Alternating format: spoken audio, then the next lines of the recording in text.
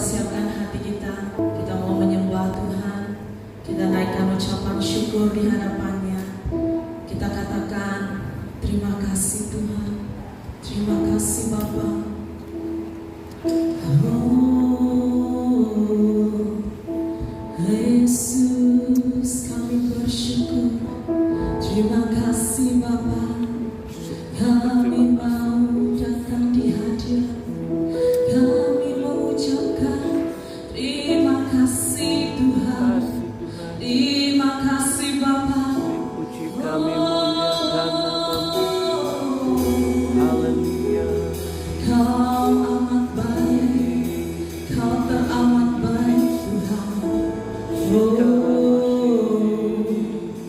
Yesus, ini kami Tuhan. Haleluya. Oh Jesus.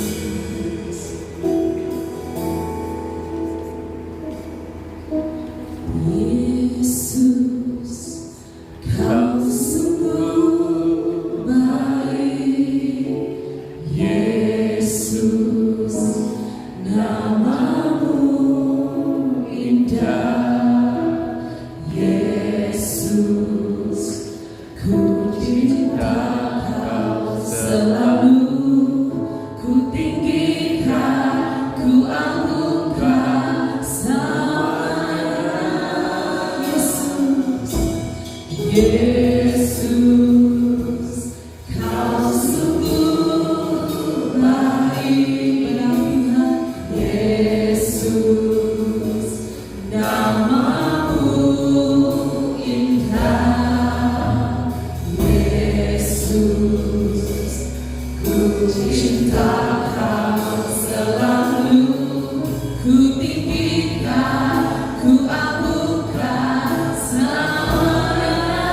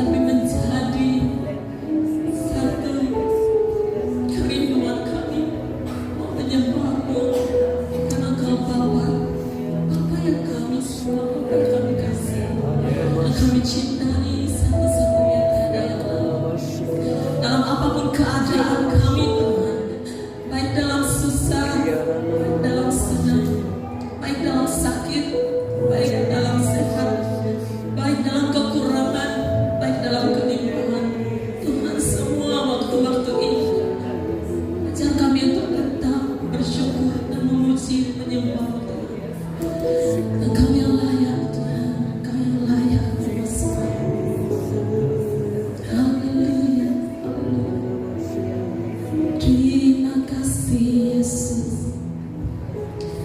Terima kasih Bapa, Bapa yang baik, Bapa yang manis, Kau segalanya, Bapa di dalam hidup kami yang tidak pernah meninggalkan kami. Thank you Lord, thank you Jesus. Terima kasih Bapa. Haleluya.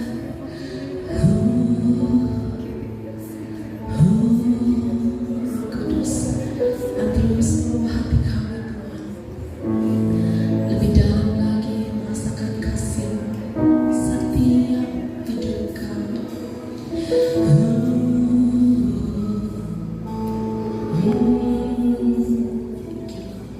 Thank you Holy Spirit, thank you Jesus. Thank you Lord, thank you Jesus. Haleluya, haleluya.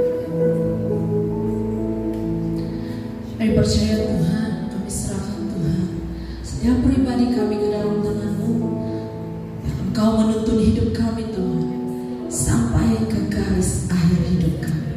Kami percaya kami berjalan di dalam tuntunan-Mu, penyertaan-Mu yang sempurna. Terpuji nama-Mu Tuhan. Ini doa kami, ini syukur kami naikkan di dalam nama Yesus. Mari jemaat Tuhan yang siap memuji Tuhan dan menyembah Tuhan lebih dalam lagi, mari kita katakan amin. Haleluya, haleluya. Saudara silakan jemaat Tuhan duduk. Mari kita semua berdiri, kita angkatkan pujian Sukacita Syurga. Uang persembahan juga akan dijalankan.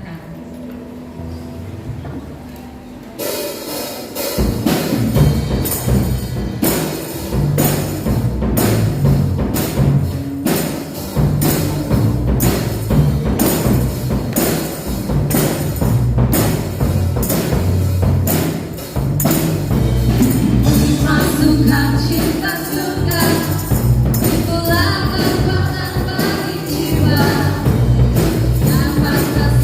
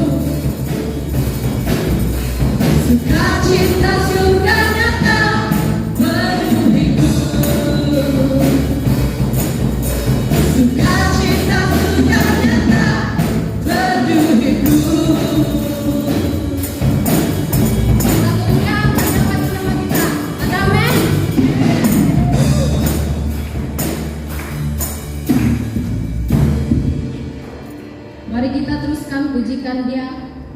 Terpujilah nama-Mu Tuhan.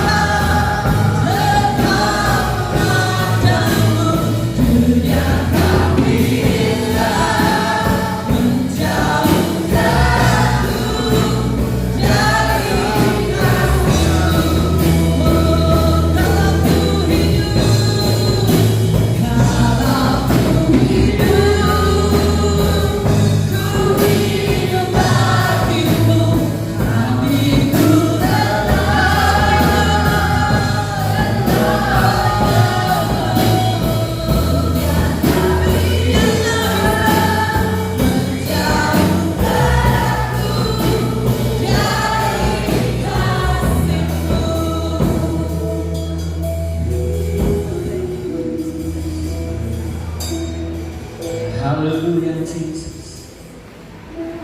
Haleluya Tuhan. Haleluya Jesus.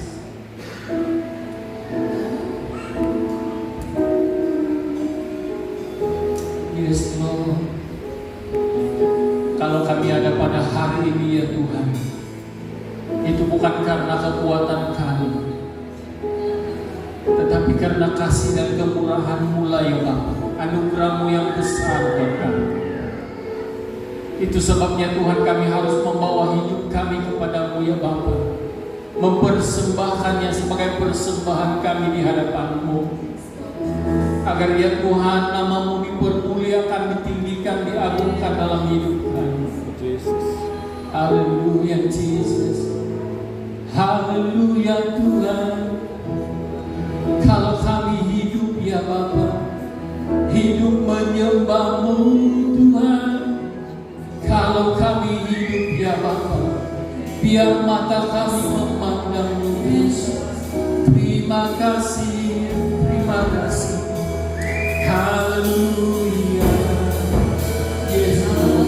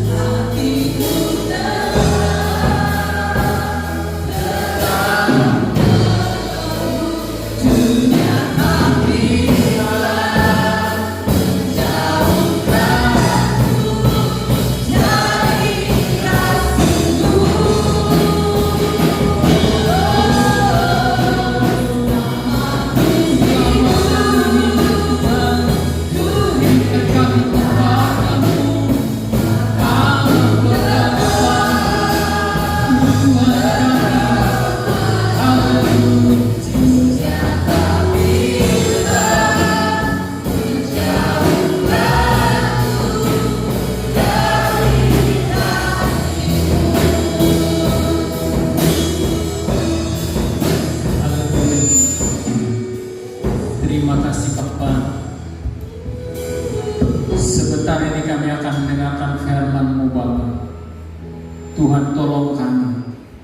Kami percaya Roh Kudus, Guru Agung yang senantiasa ada pada kami, itulah yang akan menyatakan kepada kami perkara-perkara yang baru, perkara-perkara yang luar biasa, perkara-perkara yang kami perlukan dalam kehidupan kami setiap hari. Terima kasih Bapa di surga. Di dalam nama Tuhan Yesus Kristus Tuhan kami berdoa dan mengucap syukur dan menyerahkan seluruh ruang waktu pribadi lepas pribadi yang ada. Di dalam nama Yesus Tuhan kami berdoa. Haleluya. Amin. Amin. Baik, silakan duduk yang masih berdiri. Terima kasih kepada tim pujian penyembahan pemuda-pemudi. Shalom. Shalom. Haleluya. Haleluya. Puji Tuhan karena hari ini kita masih tetap ada kekuatan, ada damai sejahtera, ada sukacita. Bahkan masih ada damai sejahtera. Masih ada damai sejahtera? Masih. Haleluya. Damai sejahtera sudah, saya tidak tahu kemana sudah. Tapi kesejahteraan Kristus tetap ada dalam hati. Amin. Apa kabar? Amin. Biasa. Haleluya. Kalau baik ya baik. Kalau kurang baik, serahkan sama Tuhan Yesus yang senantiasa memberikan yang terbaik buat kita, kesembuhan dan pelepasan. Baik. Ya, puji Tuhan karena hari ini sekali lagi dapat beribadah di gereja ini, dan juga selamat datang kepada teman-teman yang baru hari ini saya lihat. Ya, ada pastor-pastor yang bersama dengan kita, puji Tuhan, pertama kali berjumpa dengan kalian. Jadi belum bersalaman lagi dengan yang lain, tapi tidak apa-apa. Kita bersyukur kepada Tuhan karena kesempatan ini Tuhan sudah berikan buat kita. Baik, ketika kita mengikuti ataupun beberapa hari yang lalu kita mengikuti konferensi wanita. Ini namanya konferensi wanita SID Sabah ya. Tapi yang menonton atau mengikutinya bukan wanita saja. Kami di gereja ada beberapa bapak-bapak yang ikut. Jadi saya percaya di rumah juga kalian mengikutinya, dan itu sangat memberikan semangat yang baru buat saya secara pribadi, dan juga teman-teman yang mengikuti. Waktu itu saya percaya kita semua telah diproses oleh Tuhan lewat pemberitaan firman Tuhan oleh hamba Tuhan pada waktu itu. Saya percaya para wanita pun telah menerima proses yang luar biasa, proses untuk pembentukan, proses untuk dorongan baru buat kita semua. Jadi ya, kita bersyukur karena semua itu adalah kasih karunia Tuhan.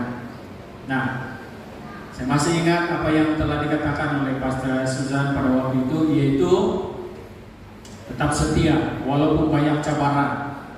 Itu yang pertama. Yang kedua apa? Hai wanita-wanita yang dikasihi Tuhan. Yang kedua, poin dia apa? Sesi kedua. Halo. Dah lupa ke? Sudah lupa? Setia dalam panggilan kan? Nah, saya sudah kasih tahu baru kamu ingat. Bukan kamu lupa baik, tapi kamu tidak ingat. Kan? Oke, yang ketiga apa? Berlari sampai akhir. Akhirnya di mana?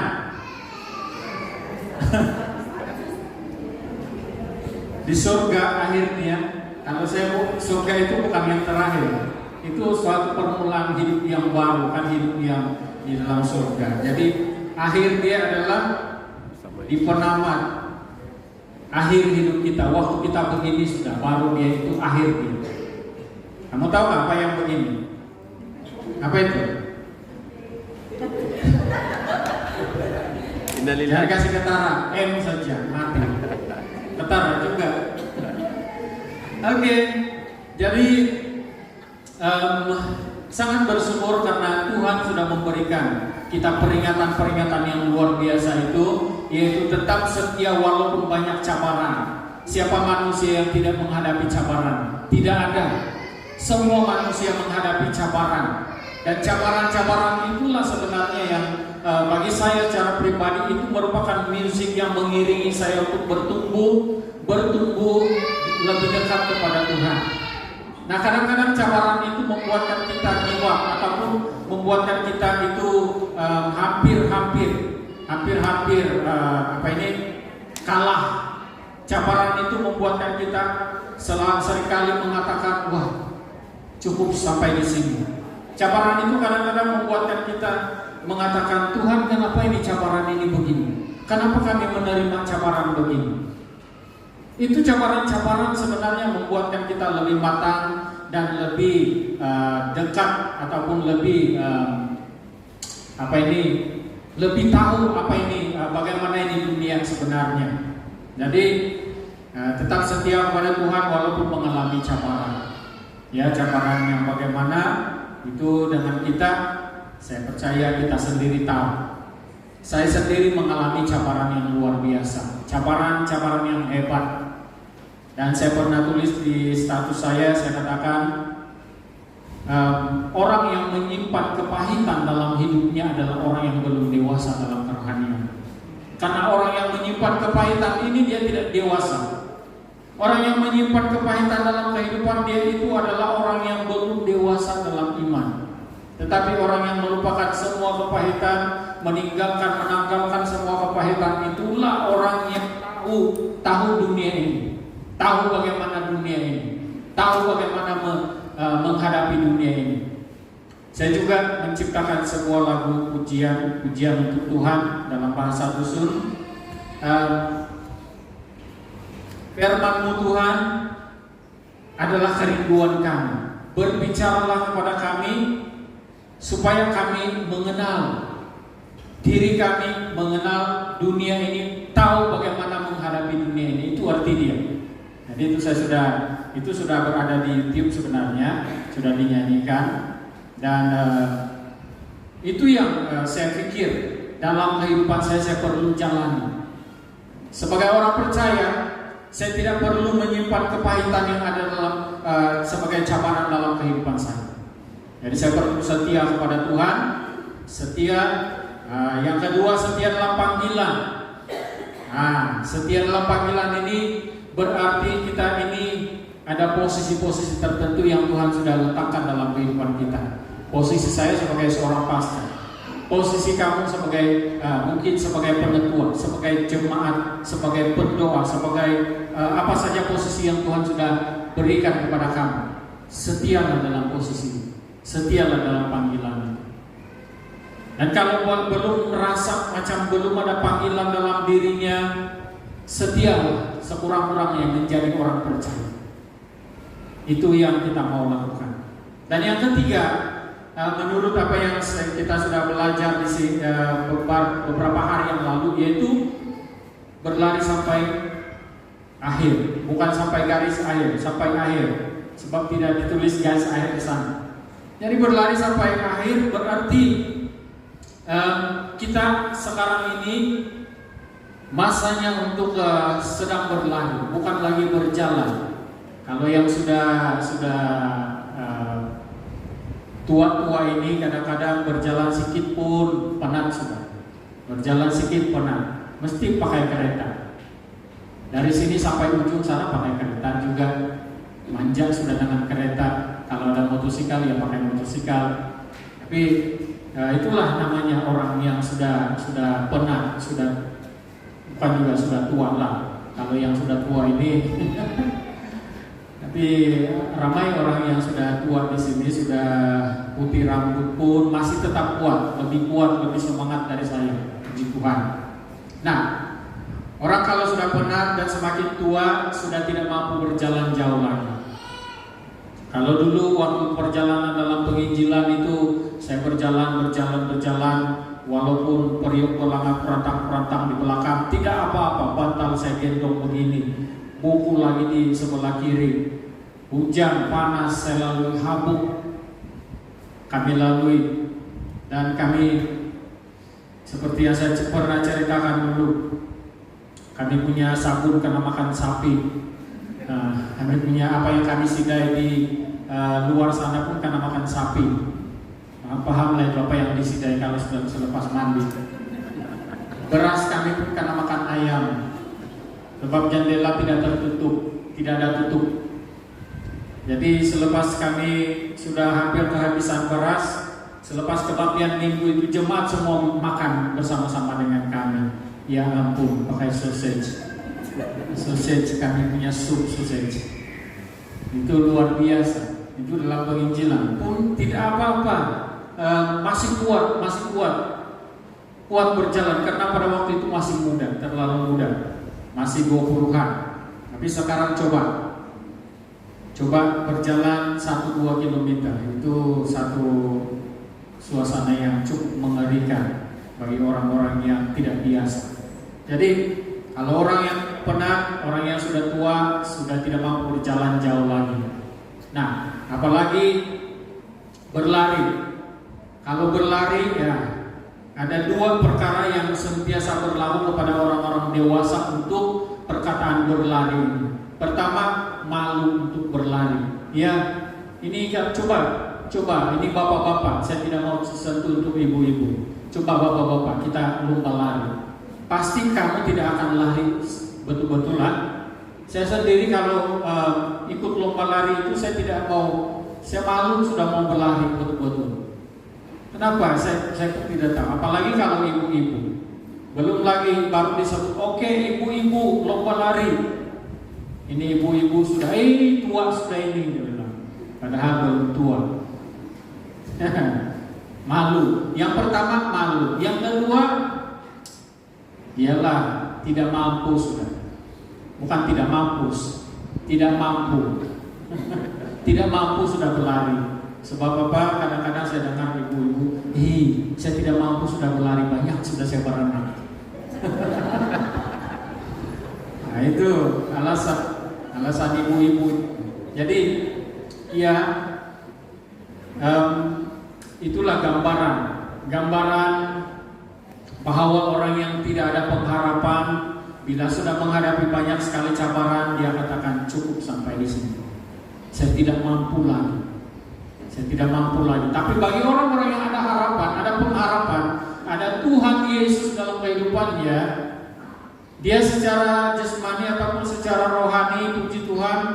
Kalau dulu di tempat pelayanan di kampung sebelah, itu setiap pagi petang, subuh-subuh saya keluar dari rumah, saya lihat, wah, jogging dia, miring kepala pun jogging juga. Miring kepala karena apa? Penat. Saya tanya berapa kilometer? 20 kilometer pasca hari ini. Wah, ya ampun, 20 kilometer. Patutlah dia lari begini miring kepala.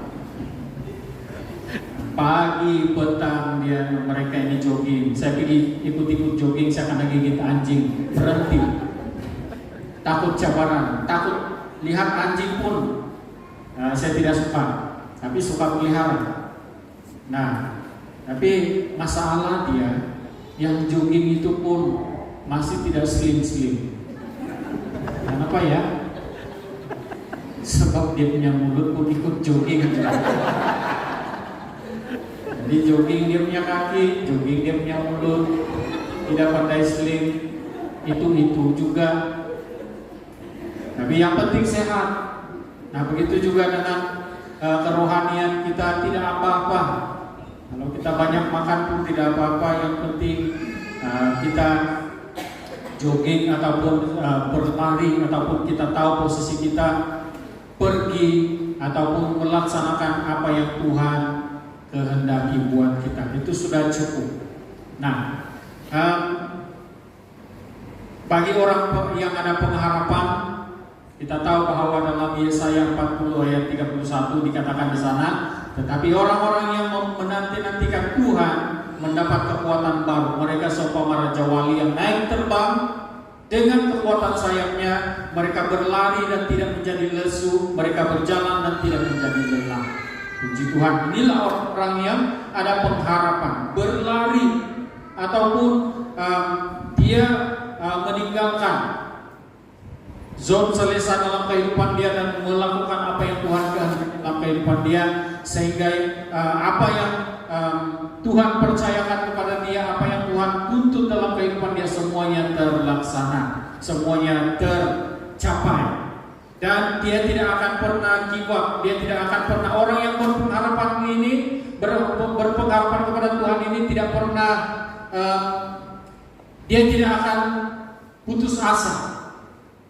Semakin banyak cabaran, semakin dia terbang tinggi. Semakin banyak cabaran, semakin dia menerjang cabaran itu. Kadang-kadang orang lari dari cabaran, tapi jangan kita lari dari cabaran. Cabaran itu perlu kita hadapi. Cabaran itu ada dalam kehidupan kita, ada di depan kita untuk dihadapi, bukan untuk dielak. Kadang-kadang orang nampak cabaran, mengelak, pergi lagi begini. Kalau dia nampak lagi cabaran di sana, pergi di sini lagi. Nampak lagi cabaran di sana, bagus lagi saya balik pergi Mesir. Mesir itu ya, kan di Mesir kata si pendeta Debbie, orang Israel itu suka kalau mereka itu mati di depan periuk yang berisi daging daripada mati di padang gurun, mati dengan cabaran. Nah, begitulah kalau orang-orang yang berpengharapan ini, dia lihat cabaran, dia hadapi cabaran itu bukan dengan kekuatan dia, tetapi kekuatan yang Tuhan berikan kepada dia. Amin. Sedikit saja, yang lain kamu rudap sudah kan? Oke.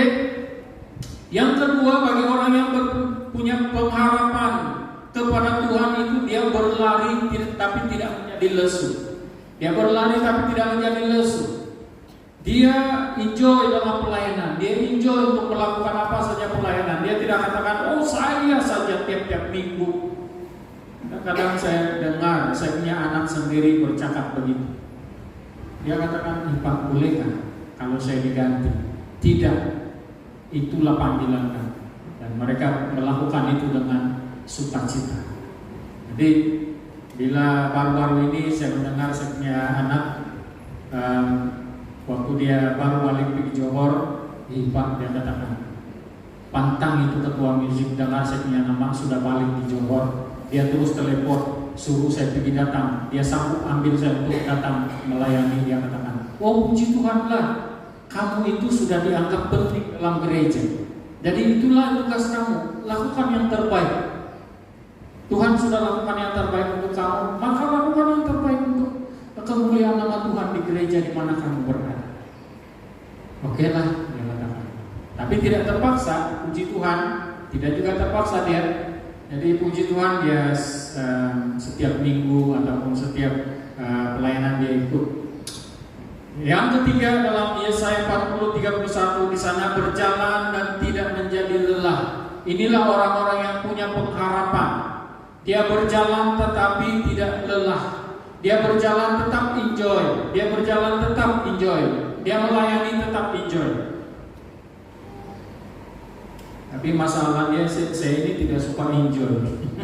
Tidak suka melancong. Jadi kalau orang yang suka melancong itu dia enjoy dalam pelancongan. Kalau orang mau melancong, saya penat sekali. Penat berpikir itu jalanan, penat berpikir di mana mau makan, penat berpikir mau saja tidur di atas katil. Itu saja saya punya kerinduan kalau mau pergi melancong. Jadi bagus jangan pergi melancong. Oke. Tema yang saya bawakan untuk kita pada pagi hari ini, membawa hidup yang benar di hadapan Tuhan. Nah, ini merupakan satu tema yang lain-lain. Membawa hidup yang benar di hadapan Tuhan. Kadang-kadang ada orang yang mungkin berpersoalan, kenapa membawa hidup yang benar? Jadi saya yang tidak benar ini bagaimana? Apa yang saya mau bawa? Nah, inilah poinnya. Kita mau bawa hidup yang benar di hadapan Tuhan. Kita mau bawa hidup yang kita serahkan kepada Tuhan. Kita bawa dan serahkan kepada Tuhan, itu maksud dia. Membawa hidup yang benar di hadapan Tuhan. Maksud di sini kita datang setiap kali dalam ibadah ataupun datang kepada Tuhan itu bukan asal-asalan, bukan karena ada jadwal, bukan karena telah diatur, bukan karena orang lain, istri atau suami atau anak-anak yang membawa, tetapi kita sendiri membawa itu kepada Tuhan, membawa hidup itu kepada Tuhan. Kita tidak boleh lagi seperti donkey yang seringkali dipukul-pukul baru berjalan, dipukul baru berjalan, diarah berjalan baru berjalan. Ini donkey ini, apa nih? Keldai. Dipukul baru berjalan. Sedangkan dia ada muatan beban yang begitu besar, begitu banyak, keberatan. Saya lihat dalam TV lah. Saya tidak pernah lihat donkey yang sebenar. Tapi saya lihat dalam TV itu, donkey itu sudahlah banyak muatan, dinaiklah pula oleh si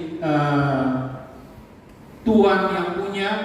Kalau donkey tidak mau berjalan, pak, kena rotan, baru dia jalan. Nah, itulah sebabnya Tuhan buat salah satu donkey itu bercakap dengan orang yang memukul dia dalam Alkitab. Karena selalu dipukul. Tapi kita sebagai orang-orang percaya, kita tidak mau jadi sama seperti donkey. Kita tidak mau jadi sama seperti donkey, dipukul ataupun merasakan sesuatu baru mau lakukan. Tapi kita mau jadi orang percaya yang sendirinya kita mau bawa hidup ini datang kepada Tuhan. Bawa segala persoalanmu datang kepada Tuhan. Bawa seluruh hidupmu, persembahkan itu kepada Tuhan. Itu maksud dia. Mari kita membaca satu petikan firman Tuhan dalam kitab Roma 12 ayat 1 dan ayat yang kedua. Kita boleh baca itu dalam seluruh ayat ini sampai ayat yang ke-8. Tapi saya hanya membawa kita membaca 2 ayat ini. Roma pasal 12 ayat 1 dan ayat yang kedua. Ini pembacaan yang sudah menjadi ayat hafalan buat kita. Dan saya akan baca tulisan pekat hitam di atas, persembahan yang benar. Karena itu, saudara-saudara, demi kemurahan Allah menasihatkan kamu supaya kamu mempersembahkan tubuhmu sebagai persembahan yang hidup, yang kudus dan yang berkenan kepada Allah. Itu adalah ibadahmu yang sejati. Janganlah kamu menjadi serupa dengan dunia ini, tetapi berubahlah oleh pembaharuan budimu, sehingga kamu dapat membedakan manakah kehendak Allah, apa yang baik, yang berkenan kepada Allah dan yang sempurna. Kita boleh baca itu selanjutnya, tapi saya sudahkan pembacaan itu di sana saja. Nah, seperti tema yang telah saya bawakan sebentar tadi, yaitu membawa hidup yang benar di hadapan Tuhan. Dan seperti maksud yang sudah saya katakan tadi, bahwa kita ini dengan sendirinya membawa hidup ini datang kepada Tuhan. Bukan karena orang lain, bukan karena jadwal, bukan karena anak-anak yang membawa, bukan karena istri yang cantik yang menyuruh. Kadang-kadang kita ini terikat sangat, disuruh-suruh baru mau pergi, banyak syarat lagi. Saya pernah hadir dalam satu kebaktian. Ini penatua. Ada seorang penatua, dia sampai dalam gereja, biasalah sebagai seorang pastor saya sambut dia, selamat malam, senang tetuang penatua, senang tetuang. Jadi saya tunduk, saya lihat dia punya selipar, satu biru, satu kuning. Saya pun senyum, saya lihat dia tengok saya tengok dia. Wah, unik. Di mana kau beli selipar kau penatua? Wah, ini tiada jual ini. Selipar Jepun, bukan dari Jepun, tetapi ini unik, tiada yang jual. Kenapa ketua pakai selipar yang begitu? Sebab kalau selipar begini tidak laku, dia bilang. Nah, tidak laku. Kalau orang nanti keluar dari gereja itu kadang-kadang ada yang tidak berapa baik di punya hati, dia pakai saja selipar orang lalu tapau pulang. Tapi kalau yang ini satu biru satu kuning ini orang tidak mau tapau. Jadi kadang-kadang selipar itu juga jadi alasan kenapa tidak pergi gereja hari Minggu yang lalu, tiada selipar. Tapi kalau pergi memancing kaki ayam umur 1. Ya, kenapa tidak datang ke gereja hari Minggu, hari Kamis yang lalu? Hujan, Mbah. Baru rintik-rintik saja itu hujan. Tapi kalau ada YB biar kehujanan, disering-sering di tepi-tepi kemah pun tidak apa-apa. tunggu itu YB sampai dia selesai, mana tahu ada peruntukan. Tunggu sampai selesai berucap, sudah gegar-gegar, sudah di belakang sana. Masih karena hujan, tidak apa-apa, dompet di depan, bukan di belakang. Itu alasan, banyak alasan. Jadi saudara dikasih Tuhan, di mana sudah itu? Kita perlu membawa diri kita, bawa seluruh hidup kita datang kepada Tuhan, persembahkan itu kepada Tuhan. Nah, ada satu renungan yang bertajuk, dia katakan hidup jujur membawa berkat. Nah, kalau kita dapat hidup jujur ataupun hidup dalam kejujuran, pasti ada rahmat Allah yang diberkati. Kalau kita hidup dalam kehidupan yang ada integriti, pasti ramai orang yang diberkati. Wah, ini luar biasa. Dan kadang saya dengar ada orang yang berkata begini, awas-awas kamu dengan Pastor Dennis itu, sebab dia itu tegas dalam menggunakan masa. Ya, tegas dalam menggunakan masa, dia katakan. Jadi kalau saya tidak peduli lagi. Presiden pun pernah jumpa dengan masa seperti ini. Jadi tidak apa-apa kalau ketegasan itu telah menjadi berkat kepada Anda, ya teruskan. Jadi begitu juga dengan integriti atau kejujuran, kita perlu hidup jujur supaya kita ini menjadi berkat, hidup dalam integriti yang tinggi supaya menjadi berkat. Begitu juga dengan hidup yang benar. Hidup yang benar supaya menjadi berkat. Kalau kita dapat membawa hidup yang benar, hidup kita datang kepada Tuhan dan supaya kita ini menjadi orang yang benar, itu akan menjadi berkat kepada orang lain juga. Jadi hidup benar membawa berkat, hidup tulus membawa berkat, dan semua yang baik-baik itu akan menjadi berkat kepada orang lain. Nah, saudara dikasih Tuhan, ada 3 hal penting yang perlu kita selalu ingat dalam hidup ini agar kita senantiasa dapat berwaspada dan dapat membawa hidup yang benar di hadapan Tuhan. Sesuai dengan pembacaan sebentar tadi, bawalah hidupmu dan persembahkan kepada Tuhan. Itulah hidup yang benar, yang Tuhan tunggu-tunggu. Itulah yang Tuhan mau. Bawa hidupmu, persembahkan itu kepada Tuhan. Roma pasal 12 ayat 1. Persembahkan tubuh kita, tubuh yang penuh dengan kelemahan. Kadang-kadang orang berkata, oh kalau saya yang penuh dengan kelemahan, penuh dengan dosa ini, apalah yang saya mau persembahkan? Itulah yang kamu persembahkan, tubuh kita, hidup kita ini. Itulah yang kita persembahkan. Berdosa atau tidak berdosa, tapi tiada orang yang tidak berdosa di sini. Semua orang berdosa. Jadi kita bawa tubuh yang berdosa ini datang kepada Tuhan. Karena Tuhan mencari orang-orang berdosa. Ya, orang sakit memerlukan tabib, orang sehat tidak memerlukan tabib. Jadi kita bawa tubuh kita, hidup kita yang penuh dengan kelemahan ini datang kepada Tuhan. Bukan orang lain yang membawa, bukan istri ataupun bukan suami. Saya pernah berada di satu tempat, dia katakan, Pastor, adakah saya punya anak-anak datang ke gereja? Saya katakan, mereka ada persekutuan lain itu, Bapak. Di mana persekutuan mereka? Di Boston. Mereka buat persekutuan di Boston. Mainan Tuhan tuh di sana. Bapak dia harapkan anak-anak ini duit untuk persembahan 1 ringgit 10 sen, 1 orang 10 sen. Kamu bagi persembahan, tapi bila sampai di Boston makan es krim. Ini makan es krim. Jadi mereka buat persembahan itu di sana, persekutuan di sana, main gayung-gayung dan sebagainya. Akhirnya ada satu anak yang putus jari kaki dia. Jadi itulah saya harap dia orang datang pergi gereja mendoakan ibu bapak ini. Dia katakan, saudara yang dikasih Tuhan, itu sangat salah. Ibu bapak sepatutnya yang membawa anak-anak itu datang ke gereja, datang kepada Tuhan, membawa dirinya, bukan harap anak-anak mendoakan dia supaya dia selamat.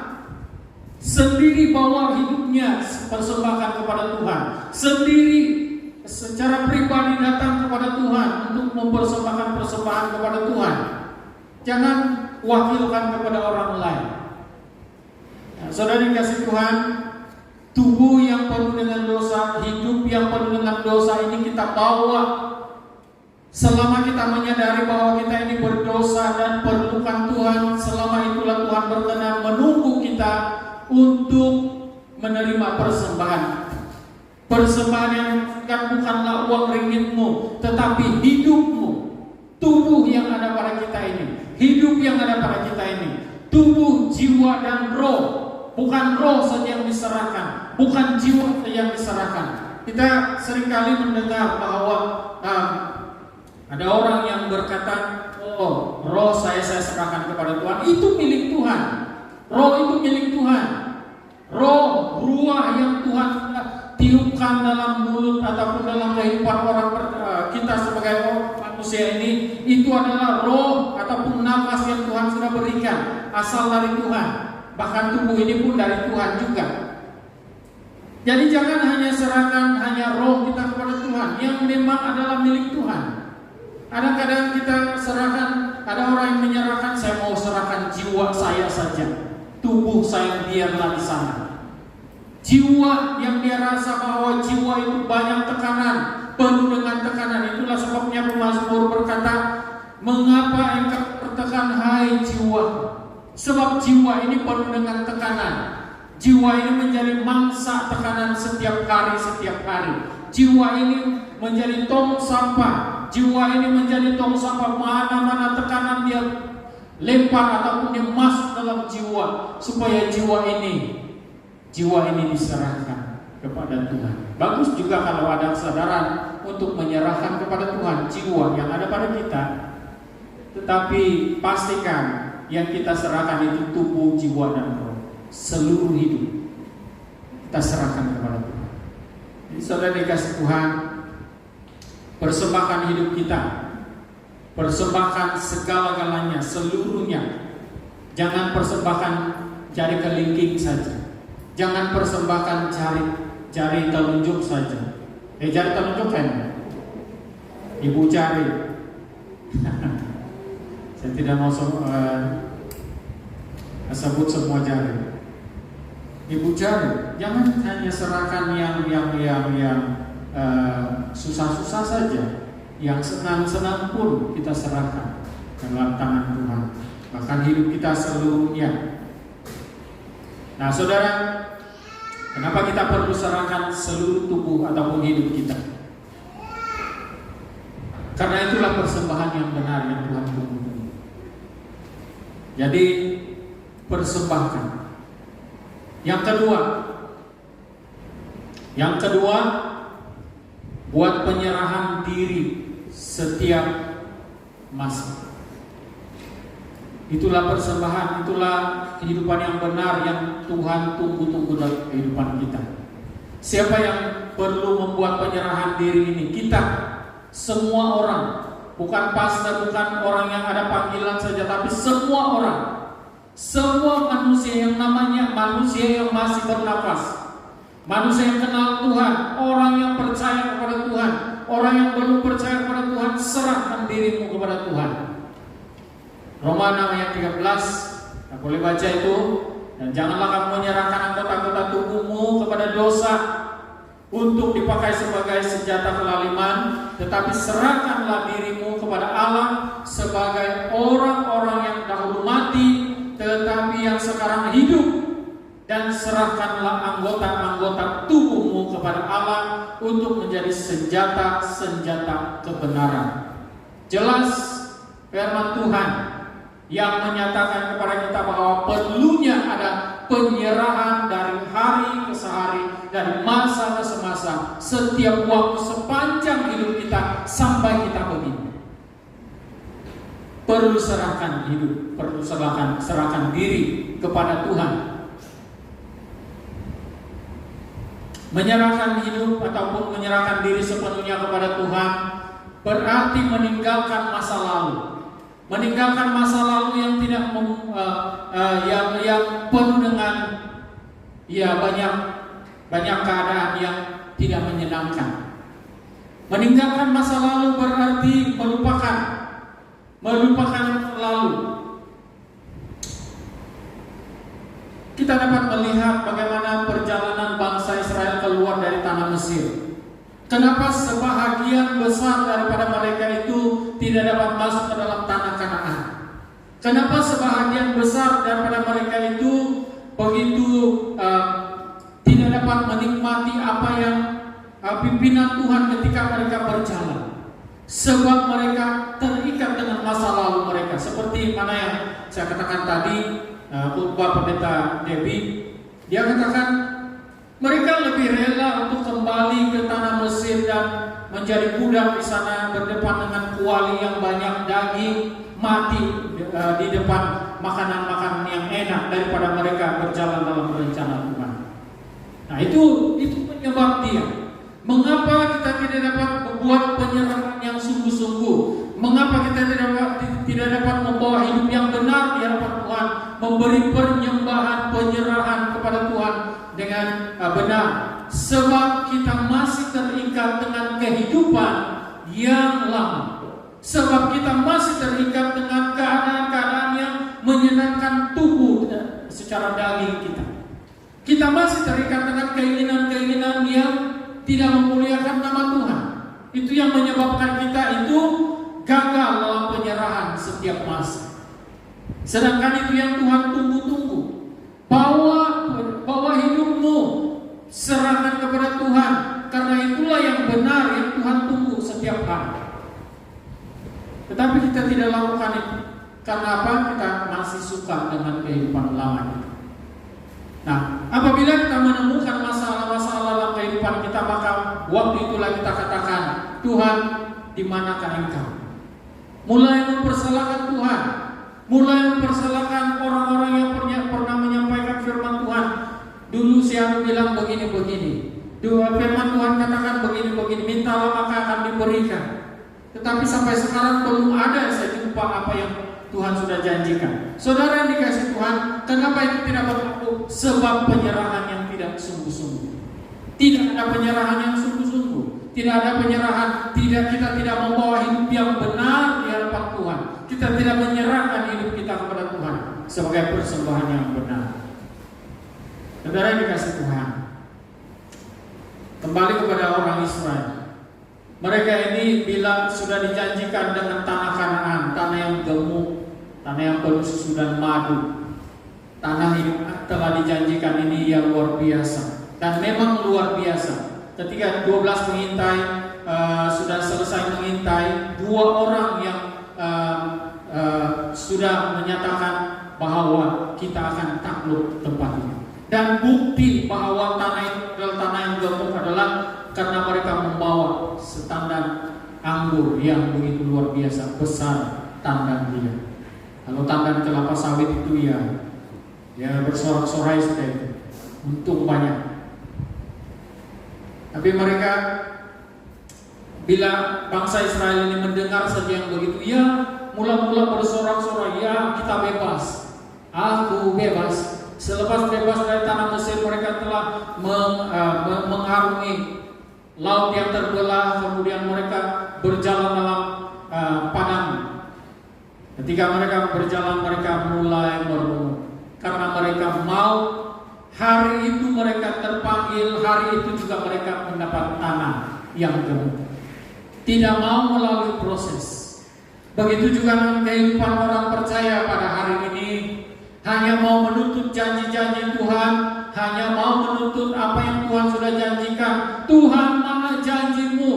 Tetapi tidak pernah mau melalui proses. Tidak mau merelakan dirinya, menyerahkan dirinya untuk menjalani proses.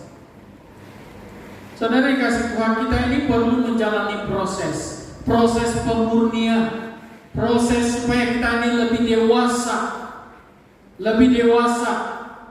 Proses supaya kita ini lebih peka. Proses supaya kita ini lebih kental dalam menghadapi banyak cabaran. Sebab banyak orang, kita akan menghadapi cabaran-cabaran hidup. Dan kalau iman kita tidak kental, kalau kita tidak pernah melalui proses, kita akan mudah jatuh walaupun sudah hampir mencapai ambang pintu surga.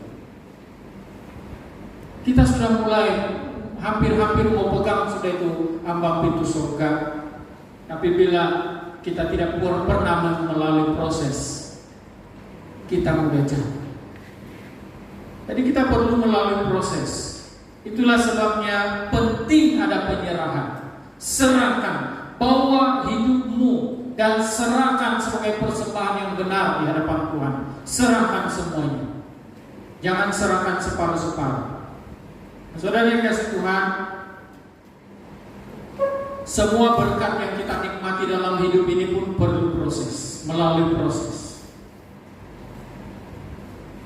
Saya percaya kita semua sudah berdoa, Tuhan, saya percaya Engkau telah memberkati kami sepanjang hari ini. Ataupun doa yang biasa kita lantunkan di hadapan Tuhan, Tuhan berkati kami hari ini. Ya, memang Tuhan sudah memberkati kita. Saya cara pribadi kalau saya berdoa, Tuhan, saya percaya Engkau sudah memberkati kami sepanjang hari ini. Ajar kami Tuhan supaya jangan memboroskan berkat. Itu doa saya. Engkau telah memberkati. Bukan waktu kita berseru, Tuhan tolonglah berkati kami hari ini, baru Tuhan siap-siap, oh ini. Tidak. Tuhan sudah prepare, Dia sudah siapkan itu untuk kita. Tinggal kita bersyukur saja di hadapan Tuhan. Tinggal kita menyembah Dia, tinggal kita menaikkan pujian syukur kita kepada Tuhan saja. Jadi saudara, perlu proses untuk menerima berkat. Adanya proses yang luar biasa. Nah saudara,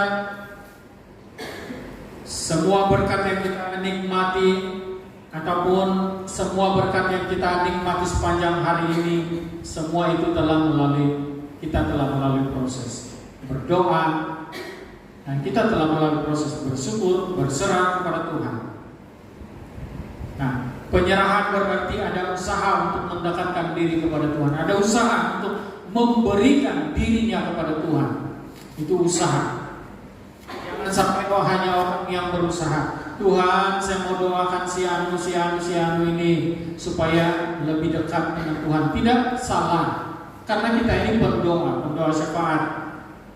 Tetapi bila kita rasa bahwa kita itu perlukan Tuhan, datanglah kepada Tuhan. Hidup ini perlukan Tuhan. Matius 5 ayat 13, ayat 3. Berbahagialah orang yang merasakan bahwa dia perlukan Tuhan, karena dia akan dipuaskan ataupun Tuhan dia akan menemukan. Jadi mendekatlah kepada Tuhan. Yang ketiga,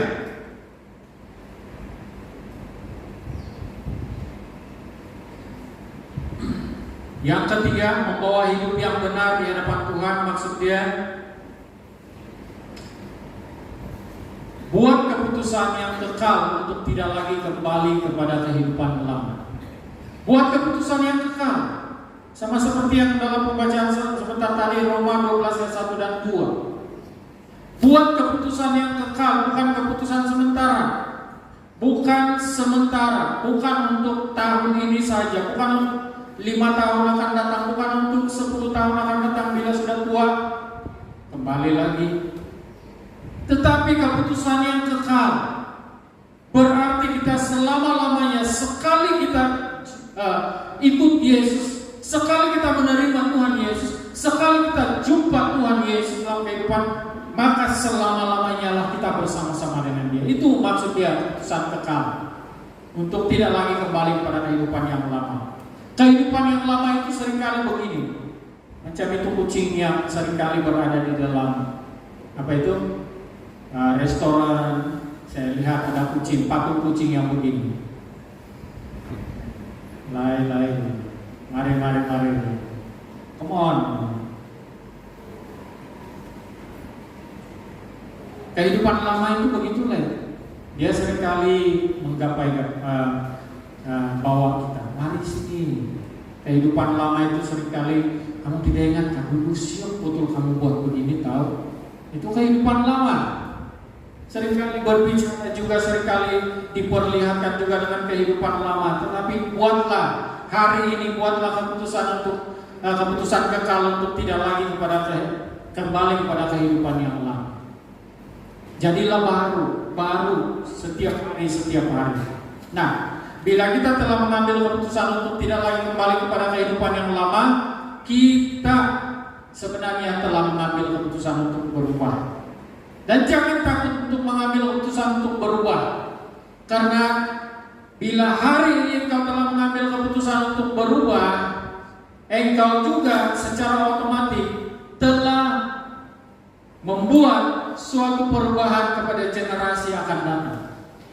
Bila hari ini engkau telah mengambil keputusan untuk berubah, menjadi setia kepada Tuhan, keputusan kekal untuk setia kepada Tuhan, berserah kepada Tuhan, generasi ke generasi ke depan yang merupakan anak cucumu akan melihat, wah, ini kami punya bapak, ini kami punya datuk, ini kami punya moyang yang telah setia kepada Tuhan. Keputusannya adalah keputusan kekal sampai dia meninggal dunia, dia tetap cinta Tuhan.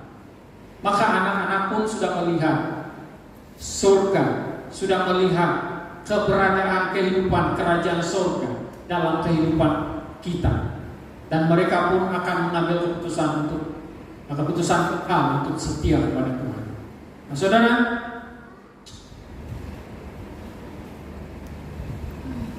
kadang-kadang kita sangat berharap kepada orang lain untuk menyatakan jalan yang mana, cara yang mana. Nah, saudara, orang lain hanya akan dapat menunjukkan caranya, jalannya bagaimana, caranya bagaimana untuk datang ataupun untuk menyerahkan, buat keputusan yang kekal. Tetapi yang membuat keputusan itu adalah kita. Mau atau tidak, itu terpulang dengan kita. Kalau orang sudah nyatakan seindah, secantik, sehebat, semewah manapun tempat itu ataupun jalan itu, dan akibatnya nanti, kalau kita katakan kalau itu Tuhan itu jalannya begini, kita akan senantiasa diberkati, kita akan senantiasa begini, kita akan dilepaskan, kita akan begini. Banyaklah janji yang ada bila orang nyatakan. Tetapi untuk menikmati janji Tuhan itu, kita tidak hanya akan dapat mendengar, tetapi bila kita buat keputusan yang kekal, kita akan menikmatinya.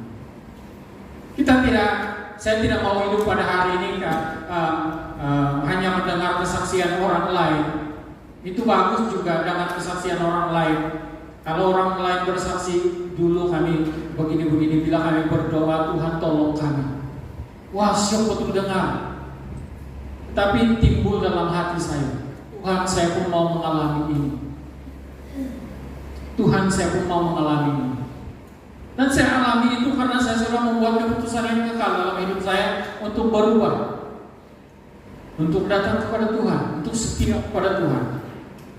Karena saya tidak melihat cantik, hebat, mewah, indah apa yang Tuhan katakan, apa yang orang lain katakan itu. Karena itu memang indah, cantik, dan hebat, mewah yang orang lain katakan. Tetapi tidak ada gunanya bagi saya kalau saya tidak melalui itu, kalau saya tidak melakukan itu, kalau saya tidak mengalami itu. Jadi pengalaman-pengalaman yang hebat, pengalaman-pengalaman yang indah, pengalaman-pengalaman yang mewah, cantik itu hanya dapat kita nikmati di dalam Kristus Yesus yang adalah Tuhan yang menyediakan segala sesuatu buat kita. Dan itu akan kita nikmati bila kita telah membuat keputusan yang kekal di hadapan Tuhan. Nah, saudara yang kasih Tuhan, seperti mana dikatakan dalam Alkitab, iman tanpa perbuatan hakikatnya adalah mati. Iman tanpa perbuatan tidak ada artinya. Dan keputusan itu sangat penting. Kalau hari ini kita percaya pada Tuhan, maka ambil keputusan yang kekal untuk lebih tetap percaya pada Tuhan dari masa ke masa terus menerus sampai kehidupan kita berakhir.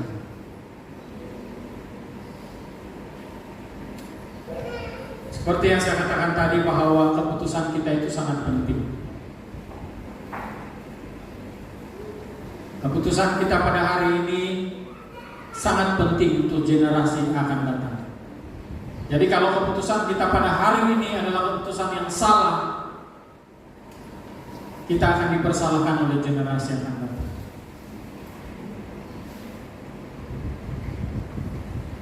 Jadi inilah 3 perkara yang saya sampaikan untuk kita bersama pada pagi hari ini. Membawa hidup yang benar di hadapan Tuhan. Bawalah itu sebagai persembahan. Bawa dan persembahkan kepada Tuhan. Buat penyerahan diri setiap masa. Jangan ada yang lalai. Dan buat keputusan yang kekal untuk tidak lagi kembali kepada hidup yang lama. Mari kita berdoa. Bapa di surga, Bapa yang baik, Bapa yang mengasihi kami mengucap syukur ya Tuhan. Kebaikan kemurahan Tuhan luar biasa. Firman Tuhan juga yang kami nikmati itu luar biasa. Dan itu akan kami nikmati sepanjang hidup kami karena kami tahu itulah yang menjadi guide dalam hidup kami. Tuhan Yesus, hamba-Mu sudah berhenti berbicara. Kami percaya Tuhan bahwa Roh Kudus, Guru Agung itu senantiasa ada pada kami, memberitahukan kepada kami, memberikan kami pencerahan yang lebih cerah untuk mengenal dan menikmati berkat-berkat yang Tuhan sudah sediakan buat kami. Terima kasih Tuhan, mengucap syukur untuk semua ini hanya di dalam nama Tuhan Yesus Kristus, Tuhan kami. Semua anak Tuhan yang percaya katakan amin. Amin. Oke, terima kasih untuk perhatian. Saya serahkan kembali kepada pengacara.